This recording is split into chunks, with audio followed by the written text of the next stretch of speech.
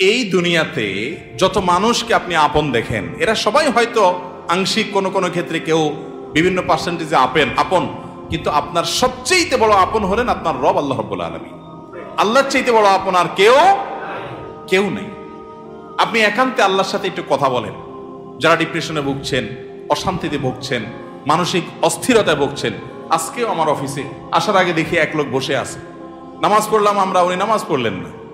তো আমি যার মাধ্যমে আসছে তাকে জিজ্ঞেস করলাম, নামাজ পড়লেন, উনি কি মুসলমান না? বলে মুসলমান, কিন্তু উনি অন্য জগতে আছে। কি? উনি আত্মহত্যা করবে। আজকের ঘটনা, উনি আত্মহত্যা করবে, উনি আসছে। হাসছেন আপনারা? এর আগে এক জুমা অফিস থেকে আমাকে ফোন দিল, জুমার নামাজ পড়াইতে ঢুকবো, বলতেছে এক লোক অফিসে এসে ঢুকছে, আপনার সাথে দেখা করবে, সে আত্মহত্যা করবে, জুমার নামাজও পড়বে না, এখন মরার আগে আপনার সাথে একটু দেখা করতে চায়। আমি আছি নারায়ণগঞ্জ, আর সে ঢাকায় অফিসে। ভাইরা আমার, আপনারা হাসছেন? ঘরে ঘরে অশান্তির সমুদ্র চলছে, ঘরে ঘরে মানুষের মধ্যে অশান্তির হাবুডুবু খাইতেছে। তরুণ ইয়াং মানুষ, বাচ্চা ছেলে এখনো দুনিয়ার কিছু তারে পায় নাই, ব্যবসা বাণিজ্য জ্ঞানজাম ফাসাদ কিচ্ছু পায় নাই, কলেজ ইউনিভার্সিটিতে পড়ে, সেখানে শতাধিক ছেলে এক বছর আত্মহত্যা করে ফেলতেছে। মানসিক শান্তি যেটা, এটা এই সমাজের প্রতিটা ব্যক্তি থেকে উঠে যাচ্ছে। প্রত্যেকটা মানুষ অস্থির। এর মূল এবং প্রধান কারণ হলো এই কলব এবং অন্তরে যে জিনিসটাকে ঢুকানো দরকার ওটা না ঢুকাইয়া ভুলটারে ঢুকাইয়া বসে আছে, ইনস্টল করে নিছে দুনিয়াকে। দুনিয়া ছাড়ার কিছু তার মাথায় নেই। একজন যুবক, তিনি কোনো মেয়ের সাথে অবৈধ সম্পর্কে জড়িয়েছেন, হারাম সম্পর্কে জড়িয়েছেন, সেটা একটা বিষয়, কিন্তু সেই মেয়ে তার সাথে ধরুন মানে কথা রাখে নাই, সে আরেকজনের সাথে ভেগে গেছে বা অন্য কোথাও তার বিয়ে হয়েছে। এখন সে ডিপ্রেশনে ভোগে। কেন ডিপ্রেশনে ভোগে? যে ওই পছন্দের মানুষটাকে সে পায় নাই। আলটিমেটলি এটা দুনিয়া, ঠিক না ভাই? ঠিক। আলটিমেটলি এটা কি? তার অন্তরে যদি আল্লাহকে স্থান দিত, আল্লাহকে যদি সবচেয়ে বেশি ভালোবাসতো, আল্লাযীনা আমানু আশাদ্দু হুব্বাল, তার অন্তরে যদি আল্লাহর সাথে মহব্বত সবচেয়ে বেশি থাকতো, আল্লাহর সন্তুষ্টিটাকে সবকিছুর উপর যদি প্রায়োরিটি দিত, তাহলে এরকম কেউ তার জীবন থেকে চলে গেছে, কেউ আসছে, কোনো দোস্ত নারাজ হয়ে গেছে, কিছু টাকা লস হয়ে গেছে, একটা ব্যবসা ছুটে গেছে, কিছু ক্ষতি হয়ে গেছে, এগুলোর কোনোটি তার জীবনে কোনো প্রকার প্রভাব ফেলতো? কি হয়েছে? এগুলো গেছে, আরো আসবে, না আসলোই না, তাতে কি সমস্যা? আমাকে তো আল্লাহর কাছে যেতে হবে, কিয়ামতের ময়দানে দাঁড়াতে হবে, সারা জীবনের হিসাব দিতে হবে। আমি সেই জায়গায় কি হিসাব দিতে পারবো, সেই জিনিসটা আমি ঠিক রাখতে পেরেছি কিনা, এটাই হলো আমার মূল গোলের জায়গা, এটা হলো মূল টার্গেটের জায়গা। এইভাবে যদি আপনি ভাবেন, তাহলে আপনার মধ্যে ডিপ্রেশন ইনশাল্লাহ এমনিতেই দূর হয়ে যাবে। মোহতারাম হাজরিন, অতএব সম্পদ উপার্জন করেন, ব্যবসা বাণিজ্য করেন এবং জাগতিক কাজ করেন, এতে কোনো সমস্যা নাই, কিন্তু অন্তরে দুনিয়াকে নয়, আল্লাহকে স্থান দেন।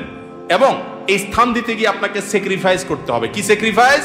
ওই যে সৎ পথে চলবেন, হক হালালি চলবেন, টাকা পয়সা বেশি হবে না। অন্যরা তো দূরের কথা, নিজের আপন মা বাবার কাছেও দাম পাবেন না, ভাই বোনের কাছে দাম পাবেন না, বইয়ের কাছেও হয়তো দাম পাবেন না, ছেলে মেয়ের কাছেও হয়তো দাম পাবেন না, বন্ধু বান্ধবের কাছেও দাম পাবেন না, এলাকার ইমাম সাহেব, খতিব সাহেব, হুজুর সাহেবের কাছেও দাম পাবেন না, কারণ পয়সা নেই। কিন্তু আল্লাহর কসম, যেই জায়গায় দাম পাওয়া দরকার সেই জায়গা ঠিকই পাবেন। আরশ আজিমের মালিক আপনার অনেক বেশি মূল্য দিবেন। নবী করিম সাল্লাল্লাহু আলাইহি সাল্লাম কতবার এরকম বলেছেন সাহাবীদেরকে, তোমরা কোনো জান্নাতি লোক দেখতে চাও? বলি ইয়া রাসূলুল্লাহ, দেখতে চাই। একটা লোক চলে যাচ্ছে সামনে দিয়ে, তিনি জিজ্ঞাসা করেছেন, এই লোকটা সম্পর্কে তোমাদের কি ধারণা? বলি ইয়া রাসূলুল্লাহ, লোকটা খুব সাধারণ একজন মানুষ, এত গরিব, সমাজের এত সাধারণ মানুষ যে এ ব্যক্তি কারোর মেয়ে বিয়ে করতে চাইলে কেউ তার কাছে মেয়ে বিয়ে দিবে না, কেউ তাকে পয়সা হাওলাত দিবে না, কেউ তাকে চেয়ার দিবে না, কেউ তাকে কদর করবে না। আরেক লোক আসছে, নবী করিম সাল্লাল্লাহু আলাইহি সাল্লাম বলেন, এর সম্পর্কে তোমাদের বক্তব্য কি, মূল্যায়ন কি? সাহাবীরা বলছেন, ইয়া রাসূলুল্লাহ, এই লোকটা যার মেয়ের বিয়ের অফার করবে, সবাই তার কাছে মেয়ে দিতে পারলে সৌভাগ্যবান মনে করবে, পয়সা আলা, ভাবসাবালা, সমাজে অবস্থানওয়ালা, সে কারো কাছে কিছু চাইলে কেউ তাকে ফেরত দিবে না, তার অবস্থান আমাদের কাছে অনেক বেশি। নবী করিম সাল্লাল্লাহু আলাইহি সাল্লাম প্রথম যে ব্যক্তি যাকে সমাজের মানুষ অনেক তুচ্ছ মনে করে, অনেক দুর্বল মনে করে, তার সম্পর্কে মূল্যায়ন করে তিনি বলেছেন, এই যে প্রথম লোকটা, দ্বিতীয় লোকটার মতো মানুষ যদি গোটা দুনিয়াতে পরিপূর্ণ হয়ে যায়, তবুও এই প্রথম, এই দুর্বল, কিশোকায়, হ্যাংলা পাতলা, গরিব, অভাবী মানুষ, যাকে তোমাদের সমাজ কোনো দাম দেয় না, এই লোকটার মর্যাদা আল্লাহ রাব্বুল আলামিনের কাছে ওই দ্বিতীয় লোকটার মতো মানুষ গোটা দুনিয়াতে পরিপূর্ণ হওয়ার চাইতে বেশি। ভাইরা আমার, এজন্য সামাজিক অবস্থান এটা আরেকটা ডেঞ্জারাস ব্যাধি, নেশা। সামাজিক অবস্থান, বেশিরভাগ লোক পয়সা করি কামাই করেন নিজে খাওয়ার জন্য না, ভাবসাবের জন্য। কিসের জন্য? ভাবসাবের জন্য। ভাবসাব বুঝেন? আমি এই জন্য প্রায় সময় বলি, গোটা দুনিয়াতে এখন অভাবটা হলো ভাবের। অভাবটা কিসের? ভাবের অভাব। যে আমাকে মানুষ লাখপতি বলবে, কোটিপতি বলবে। অনেক লোক দেখবেন যে বিদেশে হয়তো উনি সাধারণ একটা কাজ করেন, কিন্তু দেশে আইসা মাশাআল্লাহ কোট টাই বুট, ঢাকা শহরে হয়তো কোনো একটা দোকানে কাজ করেন, কিন্তু গ্রামে যায় মাশাআল্লাহ এমন ভাবে পরিপাটি হয়ে যান যে উনি ঢাকা শহরের বিশাল শিল্পপতি। আছে না নাই? তো বেচারা এত কষ্ট কেন করতেছে? তার দরকার একটু ভাব। তার কিসের দরকার? ভাব। এটাকে বলে সামাজিক অবস্থান। হব্বে যা, এটা মানুষকে কুরে কুরে শেষ করে দেয়, একদম ধ্বংসের দ্বার প্রান্তে নিয়ে যায়। এজন্য ডিপ্রেশন থেকে মুক্তি পেতে চান, একমাত্র পথ আল্লাহর আনুগত্য এবং গোলামিতে ফিরে আসেন। সালহাতু সঙ্গে বুদি দিল খারাস, আজমুদে এক জামানা খাকে বাস। ভাইরে, বহু বছর তো পাথর হয়েছিলেন, কিছু কাল একটু মাটি হয়ে দেখেন, একটু চোখের পানি ফেলে দেখেন, একটু রোনাজারি করে দেখেন, একটু আল্লাহর সাথে কথা বলে দেখেন, দুনিয়ার মোহটা ছেড়ে দেন, আল্লাহর মোহাব্বতটাকে নিজের ভেতরে আনার চেষ্টা করেন, আল্লাহর গোলামিটা করে দেখেন। একাকী আল্লাহর সাথে একটু কথা বলেন, ভোর রাতে উঠে একটু আল্লাহর সাথে কথা বলেন, তাহাজ্জুদে গিয়ে একটু চোখের পানি ছেড়ে দেন, মুনাজাত করেন, আল্লাহর সাথে কানাঘুষা করেন। কেউ আপনার দুঃখ বুঝে না, আল্লাহকে বলেন, আল্লাহর সাথে একটু কথা বলেন। আপনার চাইতে সুখী মানুষ আল্লাহর জমিনে আরেকটা থাকবে না ইনশাআল্লাহ। ভাইরা আমার, সুখের যে পথ কোরআন বলেছে সেটা আমাদের বিশ্বাস হয় না। সম্ভবত হাসান বসরি রাহিমাহুল্লাহ বা অন্য কোন এক তাবেঈ বলেছেন, কোরআনে আল্লাহ রাব্বুল আলামিন বহু জায়গায় ওয়াদা করেছেন যে আল্লাহ তাআলা মানুষকে দুনিয়াতে সুখ স্বাচ্ছন্দ্য দিবেন। মান আমিলা সালিহাম মিন যাকারিন আও উনসা ওয়া মুমিন ফালানুহইয়ান্নাহু হায়াতান তাইয়্যিবা। নারী হোক আর পুরুষ হোক, যে ব্যক্তি ঈমান আনার পর নেক আমল করবে, আল্লাহর নির্দেশ মতো নিজের জীবনকে পরিচালিত করবে, এটাই তার জীবনের মূল টার্গেট। এটা ঠিক রেখে পয়সা আসলে আসুক, না আসলে নাই, ব্যবসা থাকলে থাকুক, না থাকলে নাই, আল্লাহর আনুগত্যটাকে মূল রেখে চলে।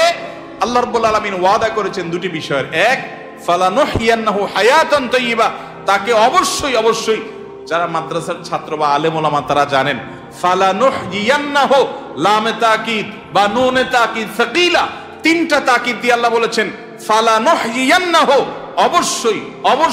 অবশ্যই আমি তাকে দুনিয়াতে সুখী জীবন দিব। আল্লাহ তাআলা বলেন নাই সম্পদের পাহাড় গড়তে পারলে, বিশাল বড় চেয়ারের মালিক হতে পারলে, গদি দখল করতে পারলে, সামাজিক অবস্থান হলে ওই ব্যক্তিকে আমি সুখ দিব। আল্লাহ বলেছেন ঈমান আনার পর যদি নেক আমল করো, আল্লাহর গোলামি যদি কেউ করতে পারে, সমস্ত ক্ষেত্রে যে আল্লাহর আনুগত্য ঠিক রেখে দুনিয়ার সব ঠিক থাকলে থাকুক, আর না থাকলে সব বাদ। আমার বন্ধু অন্তরে তাকে জায়গা দিলাম যতক্ষণ পর্যন্ত আল্লাহ রাব্বুল আলামিনের কোনো আদেশ নিষেধ লঙ্ঘন না হয়। তার সাথে বন্ধুতা করতে গেলে আমার আল্লাহকে হারাইতে হয়, তো বন্ধু বাদ, স্যাক্রিফাইস করে দিলাম। আমি কোন গ্রুপকে, কোন বলয়কে আমি পছন্দ করি, ভালো লাগে তাদেরকে, কিন্তু তাদের ভালো লাগতে গেলে দেখি না আল্লাহর ভালো লাগা আর পাওয়া যায় না, তো বাদ, আমার জীবন থেকে আমি সরাই দিলাম।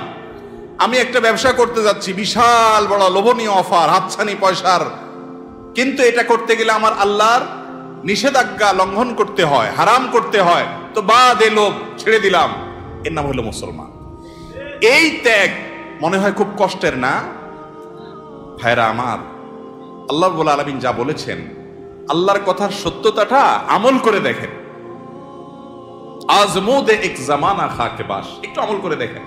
স্যাক্রিফাইসের ভিতরে যে আনন্দ আছে, আল্লাহর শপথ ভোগের ভিতরে সে আনন্দ। হারামের হাতছানি আছে, ছেড়ে দিছেন কেন? আমার রবের নির্দেশ নাই, অনুমোদন নাই, আমি করলাম না, দরকার নাই আমার এই পয়সা। মনে হয় খুব কষ্ট হবে, তাই না? বাহ্যিকভাবে কষ্ট হবে, রূহ যে আছে, রূহ আত্মা ভেতরটা প্রশান্ত হবে। একটি জয়ীফ হাদিস দ্বারা প্রমাণিত যে কোনো ব্যক্তি যদি তার দৃষ্টির এরিয়াতে কোনো পরনারীকে দেখে, সুন্দরী মেয়েকে দেখে, দেখার সুযোগ আছে, ইউটিউব ফেসবুকে ভালো জিনিস দেখতে দেখতে হঠাৎ একটা খারাপ জিনিস চলে আসছে, আপনি দেখলে দেখতে পারেন, কিন্তু দেখলেন না, এটাকে অ্যাভয়েড করলেন আল্লাহর ভয়ে, যে না, আল্লাহ তাআলা আমাকে কোরআনে নির্দেশ করেছেন কুল্লিল মুমিনিনা ইয়াগুদ্দু মিন আবসারিহিম, ঈমানদাররা যেন তাদের চোখের হেফাজত করে, আমি সেজন্য দেখবো না। আপনি এটাকে এড়ায় গেলেন, স্কিপ করে চলে গেলেন। বাহ্যিকভাবে একটু কষ্ট হবে, প্রথম মনে হচ্ছে যে আরে দেখলে মনে হয় সুখের সমুদ্রে আবুডুবু খাইতে পারতাম, কিন্তু আপনি দেখলেন না। একটু পরীক্ষা করে আমল করে দেখেন, কখনো যদি এটা আপনি অ্যাভয়েড করতে পারেন। একজন রাস্তা দিয়ে মেয়ে যাচ্ছে, সুন্দরী মেয়ে, আপনার চোখে হালকা আবসা আবসা দেখতে পেয়েছেন, যে আঁচ করতে পেরেছেন একজন সুন্দরী মেয়ে যাচ্ছে বেপর্দা, আপনি চাইলেই তাকিয়ে হারাম স্বাদ নিতে পারেন, কিন্তু আপনি নিলেন না, নজরটাকে নিচু করে নিলেন, হেফাজত করে নিলেন। এতে আপনার একটু কষ্ট হবে, একটু প্রথম ধাক্কাতে একটু কি হবে, কষ্ট হবে। আল্লাহর কসম করে বলেছি, আপনি পরীক্ষা করে দেখেন, আপনি একটু পরেই সে মেয়েটা আপনার দৃষ্টি থেকে যখন আড়াল হয়ে যাবে, দূরে সরে যাবে, আপনার অন্তরের ভিতরে সাথে সাথে ঈমানের স্বাদ অনুভব করবে। সাথে সাথে দেখবেন আপনার মধ্যে একটা ভালো লাগা কাজ করবে। সে ভালো লাগাটা কি? যে আমি আমার রবের নির্দেশ রক্ষা করতে পেরেছি, আলহামদুলিল্লাহ। শয়তানকে কাজ করতে পেরেছি, কুপকাত করতে পেরেছি, শয়তান আমাকে হারাইতে পারে নাই। এই জন্য ভাইরা আমার, আল্লাহর আনুগত্যের জন্য চেষ্টা করবো তো ইনশাআল্লাহ। বিশ্বাস করুন, সম্পদে, দুনিয়ার মোহে, দুনিয়ার কোন ঐশ্বর্যে, দুনিয়ার কোন ভোগ বিলাসের উপকরণের মধ্যে আল্লাহর শপথ, আল্লাহ শান্তি রাখেন না। যদি রাখতেন তাহলে আগের জেনারেশনের চাইতে এই জেনারেশনের হাতে সুখ সমৃদ্ধির সমস্ত উপকরণ, ভোগের সমস্ত উপকরণ আছে, তারপর আত্মহত্যা করে গরিবের চাইতে ধনীর আরো বেশি করে। ঠিক না? ঠিক। বোঝা গেল আল্লাহ তাআলা এগুলোতে শান্তি রাখেন নাই। শয়তান আমাদেরকে ওয়াদা করেছে একবার, আশ-শাইতানু ইয়াইদুকুমুল ফাকরা, শয়তান তোমাদেরকে গরিব হয়ে যাবা এটার ভয় দেখাচ্ছে। এই একবার বলাতে আমরা শয়তানের কথা যে পরিমাণ বিশ্বাস করি, কোরআনে আল্লাহ তাআলা কতবার বলেছেন, ফালানুহিয়ান্নাহু হায়াতান তাইয়্যিবা, ঈমানান নেক আমল অনুযায়ী চলো। পয়সা তোমার কম থাকুক, বাড়ি গাড়ি তোমার কম থাকুক, বেচা কিনা তোমার কম থাকুক, দোকান একটা কম থাকুক, সবাই তোমাকে দাম কম দেখ, তোমার কোনো গুরুত্ব সমাজের মানুষের কাছে না থাকুক, কেউ তোমাকে নেতা না বানাক, পাত্তা না দেখ, কিন্তু তুমি মানসিক যে প্রশান্তি হাসিল করবা ওইটা কোটিপতি, মিলিয়নার, বিলিয়নারকে আল্লাহ রাব্বুল আলামিন দেন নাই। আল্লাহর এই কথার উপরে আস্থা বিশ্বাস রাখার জন্য দরকার হলো ঈমানী শক্তি। এই জন্য বলি, মাঝে মধ্যে তাকওয়ার চর্চা করে দেখেন, দেখবেন কি স্বাদ। আল্লাহ তাআলা আমাদের সবাইকে তাকওয়ার সে স্বাদ আস্বাদন করার তৌফিক দান করুন।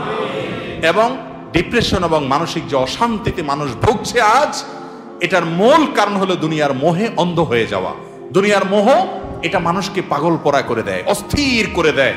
আর যখন অল্পে তুষ্ট থাকে মানুষ, যা পেয়েছে তাতে শুকর আদায় করে, আল্লাহ তাআলা নগদ শান্তি দান করেন। আল্লাহ তাআলা আমাদের সবাইকে মানসিক প্রশান্তি দান করুন।